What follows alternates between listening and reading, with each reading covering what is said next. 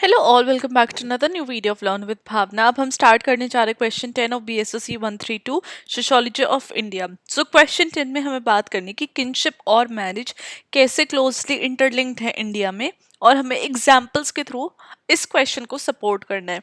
जब हम बात करते हैं किनशिप की, तो किनशिप क्या होती है? कोई भी रिश्तेदारी, राइट, उसको किनशिप कह देते हैं।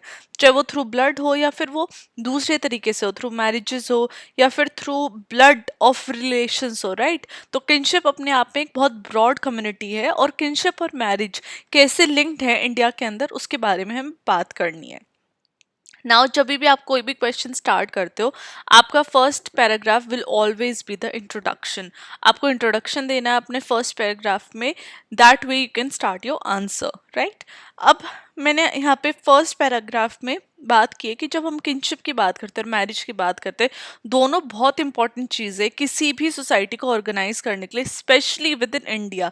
तो दोनों इंटरकेटली लिंक्ड है सोशल आइडेंटिटी से, फैमिली स्ट्रक्चर से और कल्चरल वैल्यूज से। क्योंकि जब हम किनशिप की बात करते हैं तो हम देखते हैं ऐसा नेटवर्क होता है रिलेशनशिप का, जो कि इंडिविजुअल चाहे ब्लड के थ्रू हो, वो नेटवर्क मैरिज के थ्रू हो, अडॉप्शन के थ्रू हो, राइट। वहीं पे अगर मैरिज की बात करते हैं तो ये अपने आप में एक सोशल और लीगल है, रिकॉग्नाइज्ड यूनियन है दो इंडिविजुअल्स के बीच में। इंडिया के अंदर एक स्ट्रॉन्ग कनेक्शन देखा जाता है किनशिप और मैरिज के बीच में, और ये जो कनेक्शन है कॉम्प्लेक्स भी है अपने आप में थोड़ा, मतलब कि हर कम्युनिटी में डिफरेंट तरीके के किनशिप सिस्टम और मैरिज सिस्टम देखने को मिलते हैं, लेकिन यही किनशिप और मैरिज सिस्टम किसी भी एक सोसाइटी के सोशल फैब्रिक को फॉर्म करता है, बनाता है, राइट। जहाँ जब हम बात करते हैं किनशिप इन इंडिया, तो हम देखते हैं ये ऐसा नेटवर्क है जहाँ पे जितने भी रिलेशनशिप है वो ब्लड के थ्रू देखे जाते हैं या फिर मैरिज के थ्रू देखे जाते हैं, और सम टाइम अडॉप्शन के थ्रू देखे जाते हैं। ये सारे रिलेशनशिप बहुत इंपॉर्टेंट हो जाते हैं इंडियन सोसाइटी को स्ट्रक्चर प्रोवाइड करने में। तो किनशिप एक बहुत इंपॉर्टेंट रोल प्ले करती है जब हम रिसोर्सेज डिस्ट्रीब्यूशन की बात करते हैं, सोशल स्टेटस की बात करते हैं, और क्या रोल्स फैमिली के अंदर रहेंगे वो भी किनशिप डिसाइड करता है, या किनशिप के थ्रू वो रोल्स डिसाइड होते हैं। अब फीचर्स की बात करें तो फर्स्ट हमारा आ जाएगा पेट्रीलिनियल किनशिप, जहाँ पे काफ़ी सारे पार्ट्स ऑफ इंडिया में पेट्रीलिनियल किनशिप देखी जाती है। जो फैमिली लीनिएज है, इनहेरिटेंस है, वो मेल के थ्रू देखी जाते हैं। एग्जाम्पल, फैमिली का जो नेम है, प्रॉपर्टी नेम मतलब कि जो सरनेम आ जाता है, जो प्रॉपर्टी होती है वो क्या होती है, फादर से सन को पास होती है कम्युनिटीज में। ऐसी फैमिलीज को, ऐसी किनशिप सोसाइटीज को पेट्रीलिनियल किनशिप कहते हैं। सेकंड आ जाएगा जॉइंट फैमिली सिस्टम। अब एक कॉमन फीचर क्या है इंडियन किनशिप का, जॉइंट फैमिली सिस्टम देखा जाता है, जहाँ पे मल्टीपल जनरेशन एक साथ एक छत के नीचे रहती है। जो एल्डेस्ट मेल होता है जॉइंट फैमिली सिस्टम में, उसके पास अथॉरिटी होती है, वो डिसीजन मेकिंग में सबसे ऊपर होता है और वही डिसीजन मेकिंग करता है for the whole family. Example, जब हम ट्रेडिशनल जॉइंट फैमिली की बात करते हैं तो वहाँ पे ग्रैंड पेरेंट्स, फिर ग्रैंड पेरेंट्स के बच्चे, फिर उनके बच्चे, और समटाइम उनके बच्चों के भी बच्चे। ऑल्सो जो ग्रैंड पेरेंट्स है उनके भी जो ब्लड रिलेशन में जो उनके ब्रदर्स हैं या फिर अंकल आंट्स हैं, वो सब एक साथ एक रूफ के अंदर रहते हैं, और सबकी एक शेयर्ड रिस्पॉन्सिबिलिटीज होती है, जो वो उस रूफ के नीचे अपनी अपनी रिस्पॉन्सिबिलिटीज निभाते हैं, और उस तरीके से जो जॉइंट फैमिली का जो सिस्टम है, स्ट्रक्चर है, वो बनता है, और उस तरीके से पूरी फैमिली वर्क करती है टुगेदर। नाउ थर्ड हमारा आ जाएगा एक्सटेंडेड किनशिप। अब इंडियन किनशिप सिस्टम्स ज़्यादातर एक्सटेंडेड होते हैं। जो मीनिंग्स होते हैं वो इमीडिएट फैमिली तक नहीं जुड़े होते, लेकिन जो रिलेटिव्स होते हैं उससे भी कहीं ना कहीं जुड़े होते हैं। ये और जो एक्सटेंडेड नेटवर्क होता है, ये सोशल स्टेटस, ऑब्लिगेशन और सपोर्ट सिस्टम की तरह वर्क करता है। एग्जाम्पल के तौर पे मैंने यहाँ पे लिखा है, जब एक पर्सन रेगुलरली अपने कज़न, अंकल, आंट से इंटरेक्ट कर रहा होता है और डिस्टेंट कज़न से भी इंटरेक्ट कर रहा होता है, तो वो उनके सोशल सर्कल का पार्ट बन जाता है।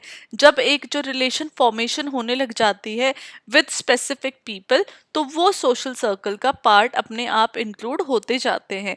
अब किनशिप का क्या रोल है सोशल फंक्शन में?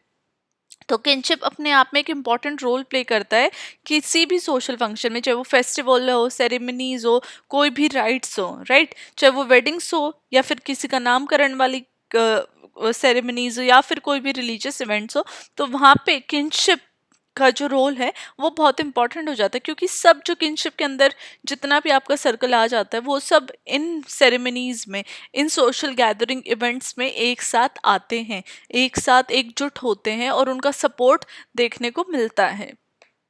वहीं पे जब हम मैरिजेस की बात करते हैं तो मैरिज इंडिया में एक पर्सनल चॉइस की बजाय एक सोशल इंस्टीट्यूशन है, जहाँ पे रिलीजियस कल्चर और इकोनॉमिक सिग्निफिकेंस देखने को मिलती है। ये एक सेक्रेड बॉन्ड की तरह इसको देखा जाता है। सेक्रेड बॉन्ड कैसे? क्योंकि इसको एक प्योर फॉर्म में मैरिज को देखा जाता है। कहते हैं कि भाई ऊपर से भगवान ने ये जोड़ी बनाई है, तो उस तरीके से सेक्रेड अपने आप में मैरिजेस बन जाती हैं। और वो कास्ट, रिलीजन और फैमिली वैल्यूज मैरिजेस को बहुत स्ट्रांगली इन्फ्लुएंस करती हैं, या फिर फैमिलीज का, कल्चर्स का, कास्ट का, रिलीजन का एक स्ट्रॉन्ग इन्फ्लुएंस मैरिज के ऊपर देखा जाता है। नाउ फीचर्स की बात करें मैरिज की, तो फर्स्ट हमारी आ गई अरेंज्ड मैरिज, राइट।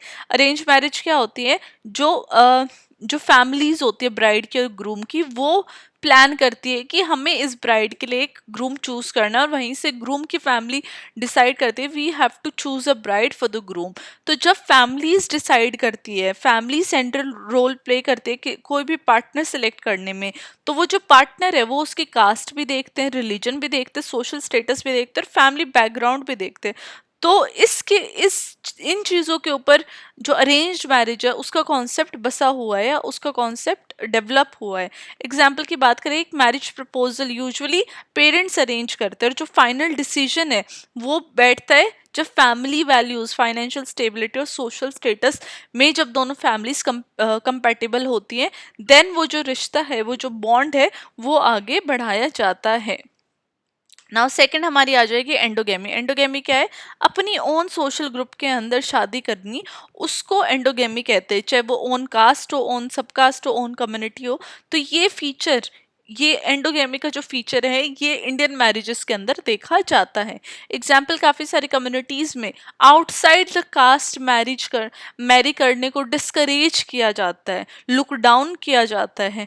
और जो कपल्स हैं वो सेम कास्ट के अंदर उनको मैरी करने के लिए फोर्स या फिर उस तरीके से माइंडसेट उनका क्रिएट किया जाता है, ताकि वो सेम कास्ट या फिर सेम सब कास्ट में वो शादी करे, ताकि वो जो सोशल नॉर्म्स है, जो सोसाइटी ने नॉर्म्स, रूल्स, रेगुलेशन जो बनाई हुई है, वो आगे भी कंटिन्यू रहे और वो चीज़ें खत्म ना हो जाए, राइट।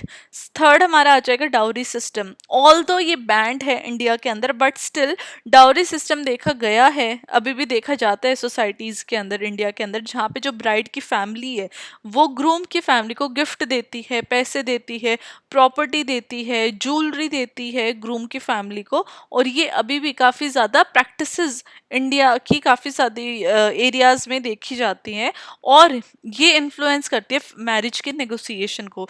डाउरी एक बहुत इंपॉर्टेंट रोल प्ले करती है अरेंज्ड मैरिजेस में, राइट। और more dowry is more lucrative for the families, right. तो वो वहाँ पे ज़्यादा चांसेस होने, शादी होने के चांसेस देखे जाते हैं। एग्जाम्पल, काफ़ी सारे रीजन में लार्ज डाउरी को एक status of symbol and wealth देखा गया है। वहीं पे कुछ अलग एरियाज में प्रेशर में डाउरी दी जाती है, जो कि इकोनॉमिक स्ट्रेन और वायलेंस क्रिएट कर देती है ब्राइड की फैमिली पे, गर्ल की फैमिली पे। अब रिलीजन और कस्टम का क्या रोल है? मैरिजेस में काफ़ी ज़्यादा देखा गया है कि रिलीजियस रिचुअल्स अकम्पनी होते हैं, कस्टम्स देखे गए हैं, चाहे वो वाउज हो, प्रेयर्स हो, ब्लेसिंग्स हो, ये सब रिलीजियस रिचुअल और कस्टम के अंदर आ जाते हैं। जैसे हिंदू वेडिंग में जो कपल है वो 7 फेरे लेते हैं, right, around the sacred fire. तो वो सिग्निफाई करता है कि अब इनकी शादी हो गई है, अब इनका जो बॉन्ड और कमिटमेंट है वो फॉरएवर हो चुका है। वहीं पे पेट्रियोलॉकिलिटी एंड मेट्रियोलॉकिलिटी का भी एक कॉन्सेप्ट है। जब हम ट्रेडिशनली काफ़ी सारे इंडियन मैरिजेस में देखते हैं तो प्रैक्टिस ऑफ पेट्रियोलॉकिलिटी करते हैं, जहाँ पे जो ब्राइड है वो ग्रूम के घर शिफ्ट हो जाती है शादी के बाद। वहीं पे कुछ कम्युनिटीज़ के अंदर, दो ये बहुत कम होता है मेट्रियोलॉकिलिटी, जहाँ पे ग्रूम ब्राइड के घर पे जाता है शादी के बाद। एग्जाम्पल में कुछ पार्ट ऑफ केरला में among the Nair community matrilocal marriages देखी जाती हैं, जहाँ पे जो ग्रूम है वो ब्राइड के घर पे जाता है आफ्टर द मैरिज। अब स्किनशिप और मैरिज के बीच में क्या इंटरलिंकिंग है, क्या रिलेशन है? तो मैरिज एक सोशल कॉन्ट्रैक्ट है जहाँ पे इंडिया में मैरिज को एक अलायंस देखा जाता है फैमिलीज के बीच में, ना कि सिर्फ दो पर्सन के बीच में। ये डीप इंटरकनेक्शन दिखाता है मैरिज और किनशिप के बीच में। एग्जाम्पल, मैरिज को सिर्फ दो लोगों का यूनियन नहीं बोला जाता, लेकिन दो फैमिलीज जब टुगेदर आती है उसको इंडिया में मैरिज बोला जाता है, जहाँ पे रिस्पॉन्सिबिलिटी, एक्सपेक्टेशन और अलायंस बनती है फैमिलीज के बीच में, और फैमिलीज लॉन्ग टर्म ऑब्लिगेशन की एक्सपेक्टेशन करती है फ्रॉम द मैरिज, चाहे तो वो केयरिंग अबाउट एजिंग पेरेंट्स हो या फिर contributing to the family businesses हो। वहीं पे किनशिप नेटवर्क मैरिज डिसीजंस में भी बहुत ज़्यादा एक इंपॉर्टेंट रोल प्ले करता है, जहाँ पे जो किन है मैरिज में उसका डिसीजन बहुत इंपॉर्टेंट हो जाता है। फैमिलीज इंक्लूडिंग एक्सटेंडेड किन वो चॉइस ऑफ स्पाउस को इन्फ्लुएंस करती है सोशल कंपेटेबिलिटी के बेसिस पे, फैमिली स्टेटस और इकोनॉमिक फैक्टर्स पे। एग्जाम्पल, जब एक मैरिज प्रपोजल मे बी वो स्क्रूटनाइज कर दिया जाए ब्राइड से और ग्रूम की फैमिली से, जहाँ पे उनके अंकल और आंट के ओपिनियन भी बहुत ज़्यादा ज़रूरी हो जाते हैं, ओल्डर रिलेटिव्स के ओपिनियन ज़रूरी हो जाते हैं, और वो सब मिलके डिसीजन मेकिंग प्रोसेस में, decision making of the bride and the groom में एक बहुत इंपॉर्टेंट फैक्टर या फिर रोल प्ले करते हैं। वहीं पे मैरिजेस को एक mean of social status and solidarity देखा गया है, जहाँ पे मैरिजेस सोशल स्टेटस को रीइंफोर्स करती है और किसी भी फैमिली की रेपुटेशन को एनहांस करती है लार्जर किनशिप नेटवर्क में, जहाँ पे किनशिप ग्रुप एक इंपॉर्टेंट रोल प्ले कर रहा है किसी भी कपल की मैरिज को सपोर्ट करने में और उनको सोसाइटी के साथ इंटीग्रेट करने में। एग्जाम्पल के तौर पे मैंने यहाँ पे लिखा है, जब हम इंटरकास्ट मैरिजेस की बात करते हैं तो एक सोशल अप्रूवल मिलती है किनसे, जो कि ऑफन रिक्वायर्ड होती है कपल को, ताकि वो दोनों ग्रूम और ब्राइड की फैमिलीज में एक्सेप्ट हो जाए। और अगर ये अप्रूवल नहीं मिलता है तो एक सोशल एक्सक्लूजन देखने को मिलती है दोनों फैमिलीज की तरफ से, राइट। अब ये पॉइंट आ जाता है इनहेरिटेंस एंड प्रॉपर्टी राइट का, जहाँ पे जब मैरिज स्किनशिप नेटवर्क के अंदर होती है तो distribution of property and wealth equal हो जाती है। कॉन्सेप्ट ऑफ सित्रधन, मतलब कि एक वुमेन की जो पर्सनल प्रॉपर्टी है वो उसको दी जाती है उसके मैरिज के टाइम पे। तो ये दिखाता है कि कैसे किनशिप और मैरिज इंटरसेक्ट करती है लीगल और इकोनॉमिक राइट्स में। एग्जाम्पल, जब हम ट्रेडिशनल सिस्टम में ग्रूम की फैमिली अलायंस सर्च करती है वेल्दी फैमिली को, ताकि वो इकोनॉमी और प्रॉपर्टी गेन्स ले सके, राइट। वहीं पे जब हम सोशोलॉजिकल पर्सपेक्टिव देखते हैं मैरिज एंड किनशिप पे, तो हम देखते हैं एक स्ट्रक्चरल फंक्शनलिस्ट व्यू जो मैरिज और किनशिप को एक इंस्टीट्यूशन की तरह देखते हैं ताकि सोशल ऑर्डर और कोहेजन सोसाइटी के अंदर बना रहे। फंक्शनलिस्ट आर्ग्यू कर रहे हैं कि ये सोशल बिहेवियर को रेगुलेट करता है, स्टेबिलिटी प्रोवाइड करता है, इकोनॉमिक नीड्स में भी सपोर्ट प्रोवाइड कर रहा है। मैरिज को वो असेंशियल देख रहे हैं सोशल इंटीग्रेशन के लिए। वहीं पे कॉन्फ्लिक्ट थ्योरीज देख रहे हैं कि कैसे मैरिज और किनशिप को एक मैकेनिज्म की तरह सोशल कंट्रोल वो ला रहे हैं, और इनइक्वालिटीज उसकी वजह से, मैरिजेस की वजह से देखने को मिल रही। Caste based endogamy and dowry practices gender और क्लास हायरार्कीज को फिर से री इन्फोर्स कर रहे हैं।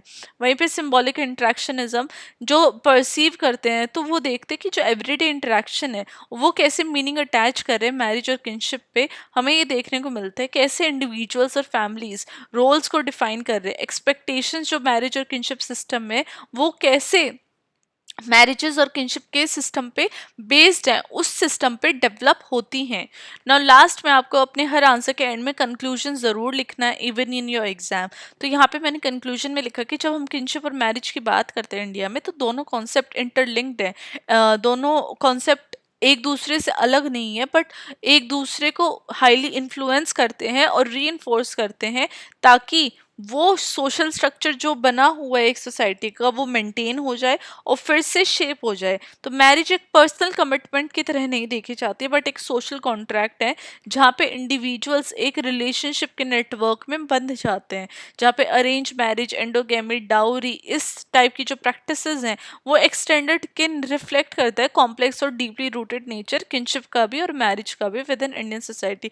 डिस्पाइट मॉडर्नाइजेशन अभी भी ट्रेडिशनल प्रैक्टिसेस हमें देखने को मिलती है और इनका बहुत ज़्यादा सिग्निफिकेंट रोल है, चाहे वो इंटरकास्ट मैरिज हो, अर्बनाइजेशन हो या फिर चेंजिंग जेंडर नॉर्म्स हो, ये ग्रेजुअली रीशेप भी कर रही हैं मैरिज और किनशिप के पैटर्न को, राइट। तो ये हमारा आंसर था जहाँ पे हमने बात की मैरिज की और कैसे किनशिप जो पैटर्न्स है वो मैरिज को इन्फ्लुएंस करते हो, दोनों ही एक दूसरे से कैसे इंटरलिंक्ड है।